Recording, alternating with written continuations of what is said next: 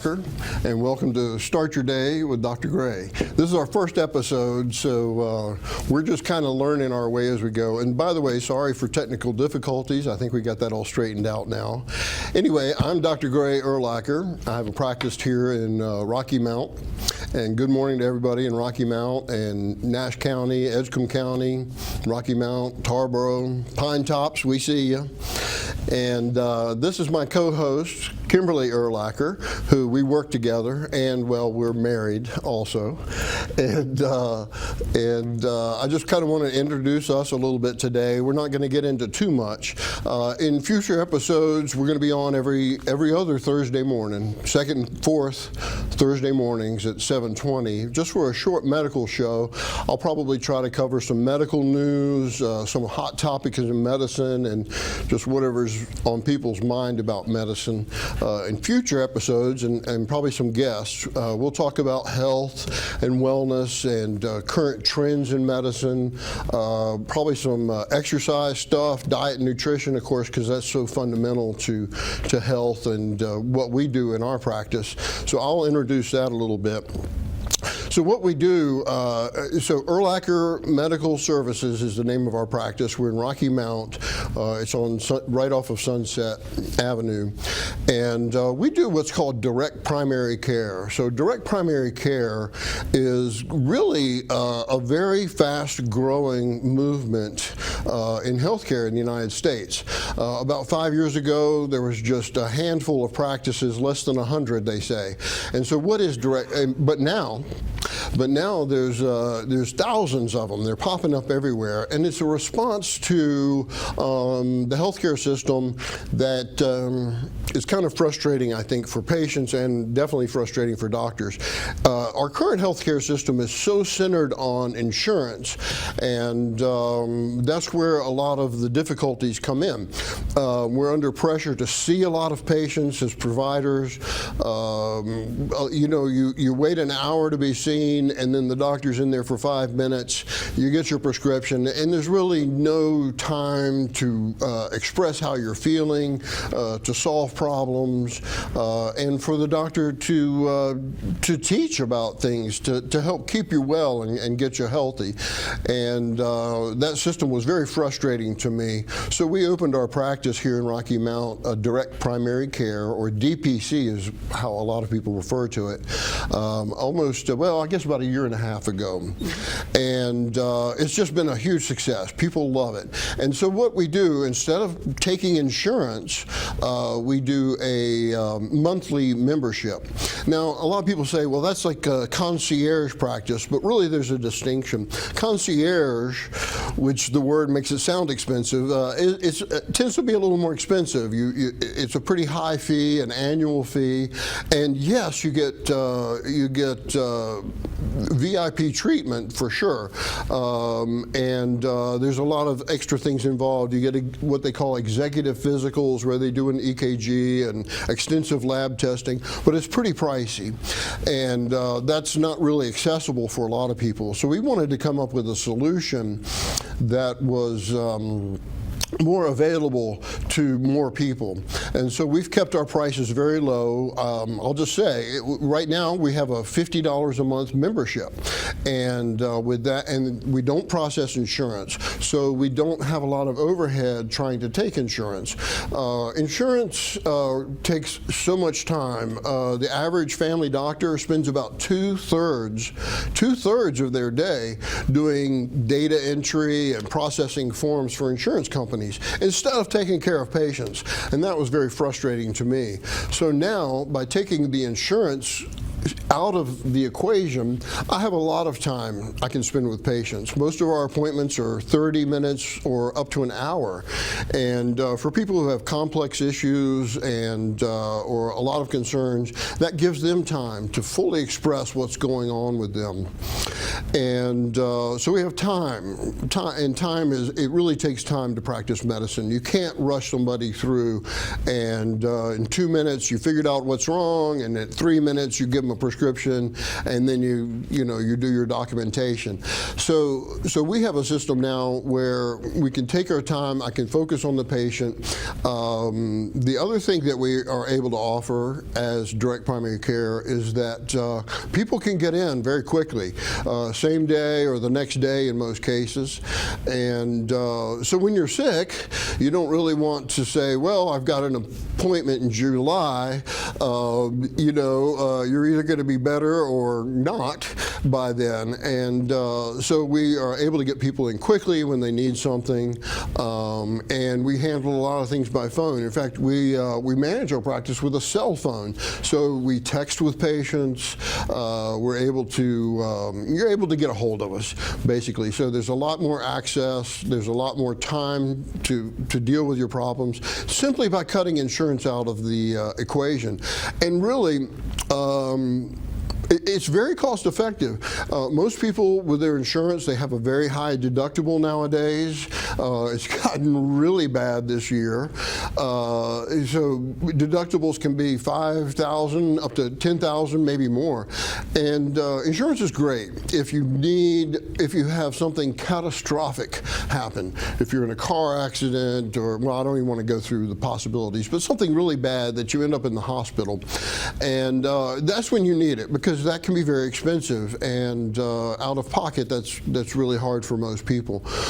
So it's great for those kind of serious things, but for day-to-day maintenance, insurance is just not a very efficient system. They're kind of meddling in the relationship between you and your doctor. And so by cutting that out, we're able to provide a lot more personalized care and a lot more access. And cost-wise, we do have a $20 copay for an office visit, but normally you're going to be paying that anyway, even if you use insurance. So really, it's a very cost-effective system that we found, and a lot of people like it. It's especially good for people who don't have insurance. We have a lot of small business owners who insurance is just not an affordable thing, and because it's gotten to be so expensive. And this kind of helps bridge that gap for a lot of people. So, and of course, we have a lot of people who do have insurance as well, even Medicare and Medicaid, because they have extra medical needs, and the system just isn't meeting their needs. So that's what direct primary care is. Did I cover everything? Insurance can be used for labs, x-rays, prescriptions. You can still use your insurance for all of those things. Right. Yes, that's important, because one of the other big expenses in medicine is prescriptions. So if you do have insurance or Medicare, you can still use that for prescriptions. It's just the doctor expenses that are not covered. And again, radiology, or if you need to see a specialist, all of that system is still in place. So that's what direct primary care is. We love it. When I was in the insurance-based practice system, I was doing paperwork every night, never caught up. It was I was not happy. And we would go on vacation, and the first 3 or 4 days I would just be doing paperwork. And I got burned out. And they say that about 65% of doctors are burned out nowadays, and I think that's why. I think it's this administrative burden. We didn't go to school for that. We want to take care of patients. We don't really want to take care of insurance companies. So that's my soapbox on that. Did I cover everything on direct primary care? Well, also, so I'll go into the rest of the story. So that's what we do. That's kind of my primary focus, is direct primary care medicine. And but we also do a lot of wellness, overall health, and skin care. And I do want to talk about skin care today. But first of all, let's talk about us. Since this is our first episode, I thought I would introduce us a little bit.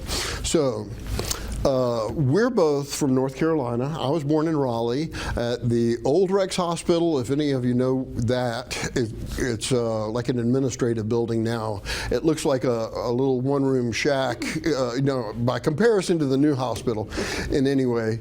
I was born at the Old Rex Hospital, grew up in Winston-Salem. I went to Western Carolina University and went to Wake Forest for medicine, and have traveled around practicing some other states, but there's no place like North Carolina. So it's good to be here in North Carolina. And of course, Kimberly is from North Carolina as well. She's from the mountains.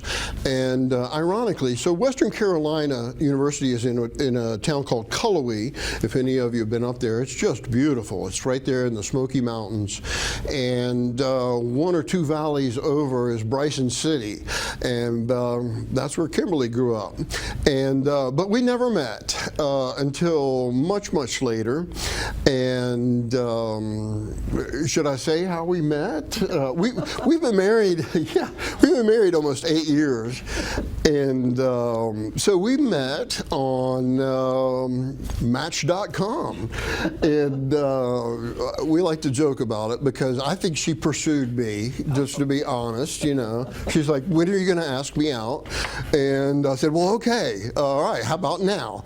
And for me, anyway, it was love at first sight. And yeah, it was. And I think we kissed on our first date, maybe? Yeah. So what's your take on that? Yes, it was love at first sight for me as well. It was funny, after I left you, the first phone call I got was you within probably a half a mile down the road. By the way, what's your last name? Oh, yeah, after our date. Yeah, we kissed and I didn't even know her last name. So that's pretty funny. And she didn't believe it either because, you know, it's a small town, even smaller than, you know, Rocky Mount, and much smaller. And so we had never crossed paths, as far as we know, despite living up there in that small area. So she didn't even believe I was real. She thought I was like in New York or something. I don't know. Who knows? Yeah, but it turns out I was real, and we went out, and the rest is history. So so that's been good. And so not only are we married, but we work together, and I think it's actually pretty good. I enjoy it. Yeah. Okay. We don't fight at work really, or at home for that much. And so, and what we do is very complementary. I'm very interested in cosmetic medicine and well, in cosmetic medicine, I do Botox injections and some cosmetic procedures, but we'll probably talk about that on a future episode. But Kim is a licensed esthetician, and I just think she's the greatest, of course, and she is. So I want to talk a little bit about skincare, and so Kim, when did you first start becoming an esthetician? Well, I went back to school much later in life. Following COVID, I was not going to go back into hospitality. So you had opened your practice in Winston-Salem. So I had an opportunity to go back to school at the age of 50. So I did. It was not easy. And as he said, the rest is history. Now here I am doing what I always wanted to do with skincare, and I enjoy it. So what are the things that you see most in your practice? What do and by the way, it's not just for women. She's got a lot of men who are clients and teenagers actually. They kind of get addicted to it because their skin clears up. They feel great about themselves. But what are the kind of things do you see a lot in your practice? A combination, actually. I see a lot of folks that want to feel more confident, want to not have to wear makeup every day. For those women, whether it's acne or anti-aging, they want to feel better about looking at themselves in the mirror.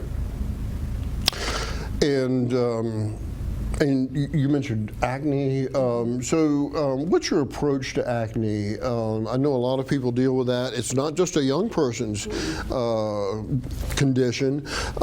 We see people, women, men in their 20s, 30s, 40s, maybe even up, that are still struggling with acne. And acne being not just hormonal, some of it's hormonal, but some of it can be just inflammation in the skin. So how do you approach that? What do you look at, and what are you thinking about?